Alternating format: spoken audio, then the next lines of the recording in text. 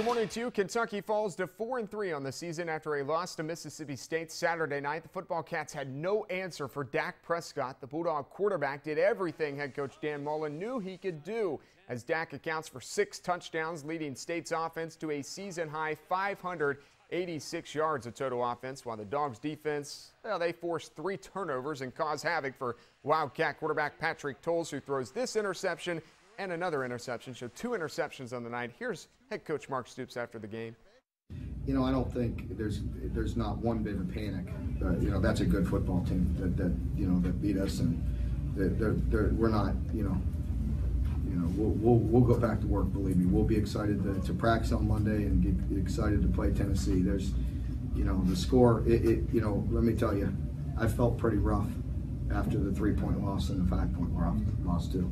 I felt a heck of a lot worse than I do right now. So there's no panic in us. We'll be fine. All right, the Cats' next opponent, Tennessee. The Volunteers go down to Tuscaloosa on Saturday and almost knock off the 8th-ranked Alabama Crimson Tide. However, with 1:25 left in the game, this is what happens. The Vols down 5 and driving, and Ryan Anderson knocks the ball out of Josh Dobbs' hand. That seals the deal. UT will come to Lexington off a loss. No. Every loss is painful because you invest so much in it. And everyone talked about the culture and the belief. We believed we were going to win the football game coming here. We believed that we were going to win the football game. And we came up short and I hurt, but these kids have invested so much, the coaches invest so much, the support staff invests so much. Every time you lose, it's gut-wrenching.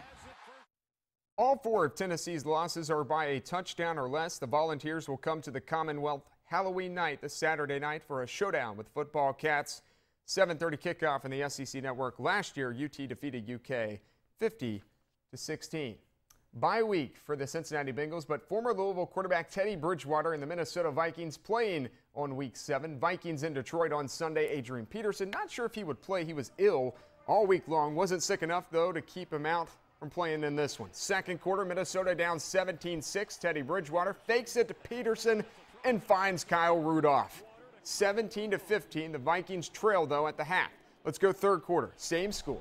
Bridgewater steps up, lets it go, and Stefon Diggs.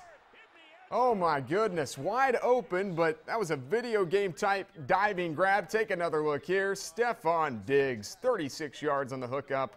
Bridgewater, a season-high 316 yards in the air on 25 of 35 passing. 2 touchdowns, no interceptions. Vikings win 28-19. Second straight season, the U-Pike Bears are picked to win the Mid-South Conference. They come off back-to-back MSC regular season titles, and they'll tip their season off tonight. Head coach Kelly Wells' team has made the NAIA National Tournament in 4 of the past 5 seasons. The Bears also have the preseason #1 ranking in the nation to start the year. Coach Wells saying essentially, well, that doesn't really matter, though. Well, I think that's great for our fans, our fan base, and our community. It brings attention, good positive attention to our program. In that regard, it's great. But to be honest, that and 75 cents will buy you a cup of coffee. It means absolutely nothing as far as what we want to get at the end. I'm thankful that people respect our program. I'm thankful that people think highly of that. And we owe that to our school. We owe that to our community to put the best product we can on the floor and in our community. And so that's, in that regard, it's great. But as far as us winning championships and reaching our potential, that really doesn't have anything to do with it other than now I have to fight our guys having a big head. We learned yesterday that Minnesota Timberwolves head coach and president of basketball operations Flip Saunders died of cancer. He won more than 650 games in 17 NBA seasons with the Timberwolves, the Detroit Pistons, and the Washington Wizards. Saunders was diagnosed with Hodgkin's lymphoma in June, and doctors called it, quote, treatable and curable. He took a leave of absence in September, but recently the franchise said he would not coach at all this season. Saunders was 60 years old. That's First Look at Sports this morning. Enjoy your morning.